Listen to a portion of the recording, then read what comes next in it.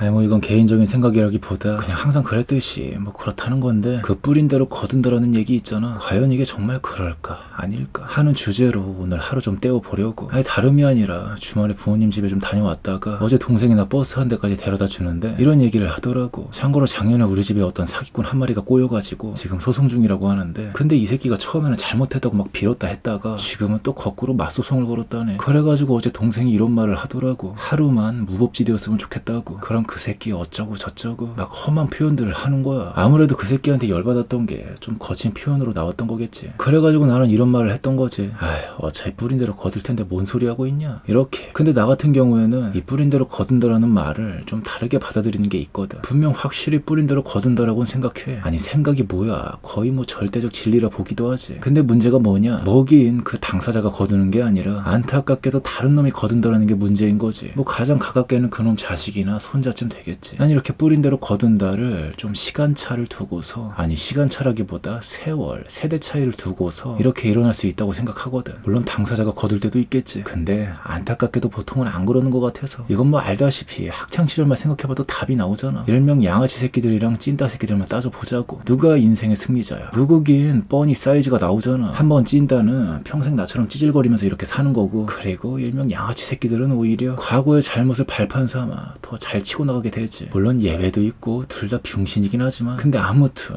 뿌린 대로 거둔다 말은 이렇게 하지만, 근데 사실 그렇게 거두지 않는 경우를 다들 많이 보고 느낀다 생각하는 게 있거든. 솔직히 말해서 당사자는 안 거두는 것 같아. 거의 10명 중에 2-3명만 거둘까 말까, 좀 이런 느낌이야. 하지만 그래도 세월차, 세대차를 두게 된다면 진짜 확실히 뿌린 대로 거둔다 생각하거든 나는. 왜냐면 일단 아까 처음에 말한 우리 집에 꼬였던 그 사기꾼 새끼만 생각해보자고. 뭐 얘기 들어보니까 결혼도 하고 대충 30대 후반의 나이 뭐 어쩌고 이렇던데, 그래서 한번 제대로 따져보자 이거지. 아니 사기친다는 게 하도 우리나라에서 사기꾼 이런 얘기 해가지고 어쩌면 이게 별거 아닌 것처럼 들리기도 하지만, 근데 이 사기라는 게 생각보다 정말 악질 범죄 중에 범죄거든. 나는 그렇게 생각해. 이거 완전 거의 살인급 범죄라고. 그래가지고 나 같은 경우는 일명 사기꾼 새끼들은 다 인격이 파탄났다고 생각해가지고, 그래서 한번 따져보자는 거지. 다른 건 몰라도 그런 인격 파탄자 새끼한테, 그런 놈한테 길러지는 애새끼 상태가 어디 정상이겠냐고. 그래서 그렇게 타고 내려가면 언제 한번 폭탄이 제대로 터져가지고 결국은 뿌린 대로 거둔다 이거지. 물론 안타깝게도 당한 피해자 입장에서는 당장에 그 새끼가 뒤졌으면 좋겠지만, 근데 내가 맨날 하는 말이 뭐야, 뭐긴 태초부터 없었던 존재가 되고 싶다 이거잖아. 과연 죽음이 뿌린 대로 거둔 거에 최상급 형벌일까? 내 입장에선 절대 아니거든. 오히려 어중간하게 죽어라 살려두고서 평생을 어중간하게 빌어먹을 인생으로 살게 만드는 게, 나 같은 경우는 그게 더 최악이라 보기 때문에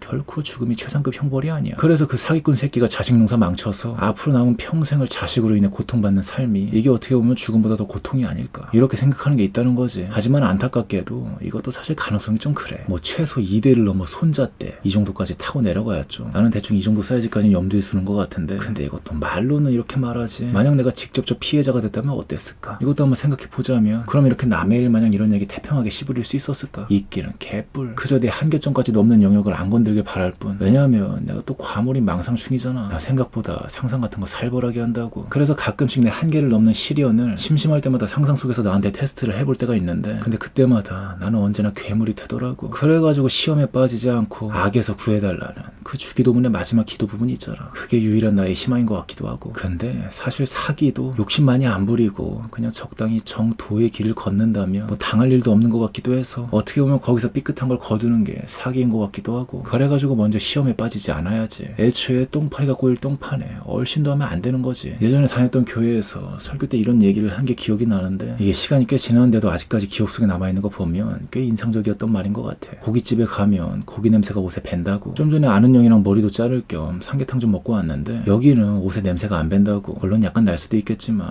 근데 어디 고깃집만 하겠냐고. 아니 얼마나 좋아. 그래가지고 결론은 요즘 복날 시즌인데 삼계탕이나 먹자는 거지. 아 진짜 더럽게 맛있더라고. 덕분에 유튜브 영상은 이렇게 늦게 만들게 됐지만, 뭐 이것도 어떻게 보면 뿌린 대로 거둔 거지. 내가 진작에 만들어 놨으면 그럼 삼계탕 그거 딱 먹고서 대리 뛰러 나갔을 텐데. 근데 또 몰라, 오늘 대리 뛰다가 사고 날지 누가 또 어떻게 알아. 그래서 어떻게 보면 내가 좀 게을렀던 덕분에 오늘 사고가 안 난 걸 수도 있었다라고도 말할 수 있는 거지. 아무튼 점점 말이 이상해지기 시작했는데, 아무래도 그만할 때가 된 것 같아. 그래가지고 뭐 그렇다고.